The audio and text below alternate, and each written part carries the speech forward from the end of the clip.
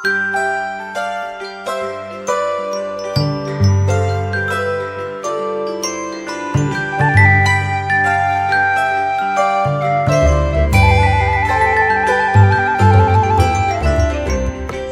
pagi, sahabat GPIB yang Tuhan Yesus kasihi.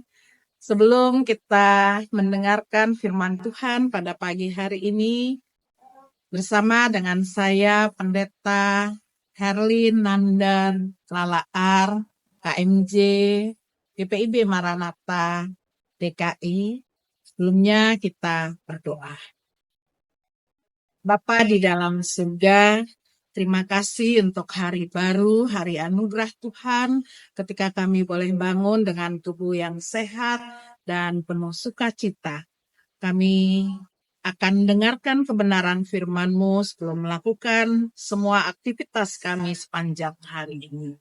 Biarlah firman Tuhan boleh menjadi bagian dalam hidup kami, dan kami menjadi saksi-saksi Kristus yang setia. Di dalam nama Tuhan Yesus kami. Amin. Pembacaan firman Tuhan dari surat 1 Petrus pasal 3 ayat 8 sampai 14.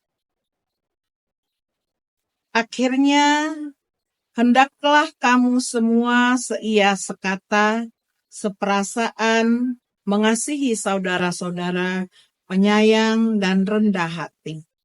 Dan janganlah membalas kejahatan dengan kejahatan atau caci maki dengan caci maki. Tetapi sebaliknya, hendaklah kamu memberkati. Karena untuk itulah kamu dipanggil, yaitu untuk memperoleh berkat. Sebab siapa yang mau mencintai hidup dan mau melihat hari-hari baik, ia harus menjaga lidahnya dari yang jahat dan bibirnya dari ucapan-ucapan yang menipu. Ia harus menjauhi yang jahat dan melakukan yang baik. Ia harus mencari perdamaian dan berusaha mendapatkannya. Sebab mata Tuhan tertuju kepada orang-orang benar dan telinganya kepada permohonan mereka. Tetapi wajah Tuhan menentang orang-orang yang berbuat jahat. Bapak, Ibu, Saudara yang dikasihi di dalam Tuhan Yesus Kristus, firman Tuhan saat ini mau mengingatkan kita tentang kehidupan yang penuh kasih dan damai. Dalam kehidupan sehari-hari kita boleh melihat bagaimana interaksi sesama manusia dalam segala perbedaannya kadang-kadang menimbulkan gejolak karena karakter yang berbeda. Ada orang yang mudah untuk menerima satu dengan yang lain, tapi ada juga orang yang merasa bahwa orang lain salah dan hanya kelompoknya atau kehidupannya yang paling benar. Dan sikap-sikap demikian yang kadang membuat kehidupan menjadi tidak harmoni. Pagi ini kita diajarkan surat 1 Petrus pasal 3, surat dari Petrus yang mengajarkan kepada jemaat yang ada di Asia Kecil, kalau sekarang di Irak, bagaimana ketika mereka mengalami tantangan, pergumulan karena penindasan dari kerajaan Romawi pada saat itu, tetapi mereka tetap kuat di dalam iman mereka.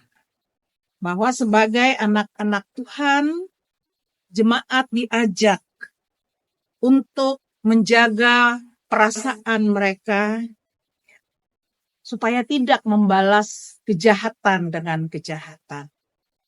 Tapi mereka harus terus memberkati. Mereka harus terus melakukan hal-hal yang baik.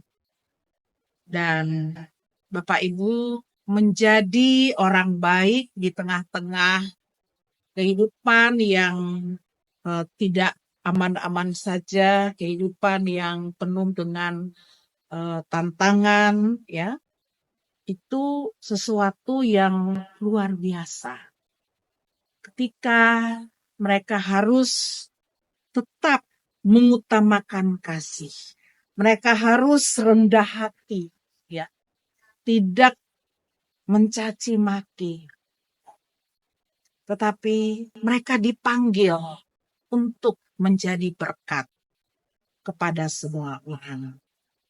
Bapak, Ibu, Saudara yang dikasihi Tuhan, kata memberkati berasal dari kata Yunani, eulogio, dalam arti harafiahnya itu mengucapkan hal-hal yang baik, memberkati, memuji, menyatakan kebaikan. Dan ini adalah hal yang unik, ya, ketika kita boleh melihat bagaimana sebagai manusia kadang kita dipengaruhi ataupun oleh ego kita untuk membalas kejahatan dengan kejahatan. Kita manusia yang kadang-kadang ingin supaya dipuji dan sebagainya, tapi ketika kita menghadapi tantangan atau hinaan atau cacian, kita pun ingin membalas. Bapak, Ibu, Saudara yang dikasihi di dalam Tuhan Yesus Kristus, secara teologis apa yang kita dapatkan pada pagi hari ini, yang pertama adalah kita mau mengendalikan lidah dan emosi, menahan diri dari ucapan-ucapan kasar, fitnah, ya, dan membalas kejahatan dengan kejahatan. Ayat-ayat ini sangat relevan dengan kehidupan kita saat ini. Walaupun sudah 2000 tahun yang lalu Petrus mengajarkan, tetapi sangat relevan dengan kehidupan kita, bahwa Tuhan terus mengajak kita supaya kita terus melakukan hal-hal yang baik, ya, di tengah-tengah kehidupan negara dan bangsa, ataupun di tengah-tengah komunitas, persekutuan, dan juga di dalam kehidupan keluarga. Yang kedua adalah kita menghidupi kasih dan perdamaian. Kasih itu bukan hanya sekedar slogan, kata-kata, ataupun lewat nyanyian-nyanyian rohani yang sifatnya damai dan seterusnya. Tetapi kita harus menghidupi ucapan itu di dalam kehidupan yang nyata.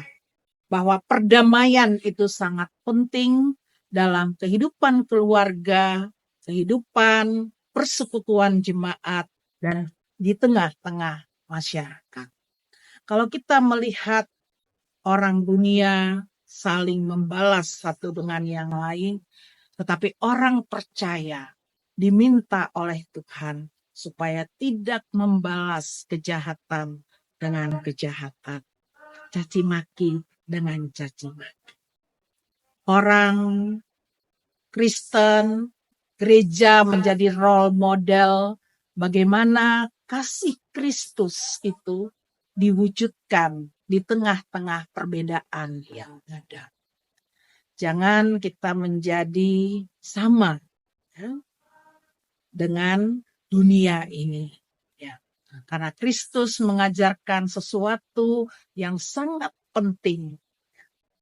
Dia telah memberikan teladan itu kepada kita.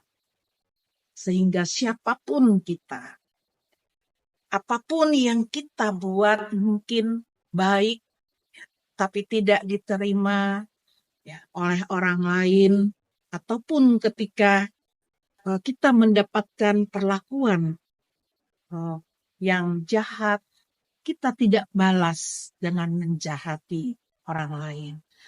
Kita tidak membalas dengan memusuhi musuh kita. tapi Tuhan mengajarkan supaya kita mau mengampuni. Apa kata dunia? Kalau gereja kita sendiri, ya, yang adalah komunitas orang percaya, terpecah-pecah, pasti dunia akan tertawa, ya. Bapak Ibu Saudara yang Tuhan Yesus kasihi, Leonardo da Vinci ketika dia membuat lukisan yang sangat terkenal, ya, The Last Supper, perjamuan terakhir, dia membayangkan musuhnya ketika akan melukis wajah Yudas Iskariot. Dan dia berhasil. Tetapi ketika dia ingin melukis wajah Yesus, dia berulang kali membuat lukisan tetapi tidak berhasil. Karena ia selalu mengingat wajah musuhnya. Dan akhirnya dia pergi, dia meninggalkan lukisan itu, dia berjumpa dengan musuhnya dan dia katakan, aku mengampuni. Setelah dia berdamai dengan musuhnya, dia kembali lagi untuk menulis lukisan wajah Yesus. Dan akhirnya dia berhasil membuat wajah Yesus yang penuh kasih. Bapak, Ibu, Saudara, sahabat GPIB yang Tuhan Yesus kasih. Kita semua adalah keluarga Allah. Keluarga Allah yang selalu saling mengasihi, mengampuni, dan hidup di dalam perdamaian satu dengan lain. Ketika kita rendah hati dan mau taat untuk melakukan firman-Nya, Tuhan pasti akan memampukan kita untuk dapat menerima, memperjuangkan kedamaian dalam kehidupan sehari-hari. Tuhan Yesus memberkati. Mari kita berdoa. Terima kasih ya Tuhan, kebenaran firman-Mu. Biarlah kami tidak hanya mendengarkan, tapi kami juga boleh menjadi pelaku-pelaku firman Tuhan. Kehadiran kami membawa damai sejahtera, dan nama Tuhan senantiasa dimuliakan. Kami berdoa untuk gereja-gereja yang hari ini melaksanakan ibadah minggu di berbagai tempat, kiranya Tuhan memberkati. Biarlah firman Tuhan boleh ditaburkan, baik di pos-pos pelkas maupun di kota-kota besar. Kami mengucap syukur untuk kehidupan anugerah yang Tuhan berikan. Di dalam nama Tuhan Yesus kami berdoa. Amin. Demikian morning call pada pagi hari ini. Tuhan Yesus memberkati.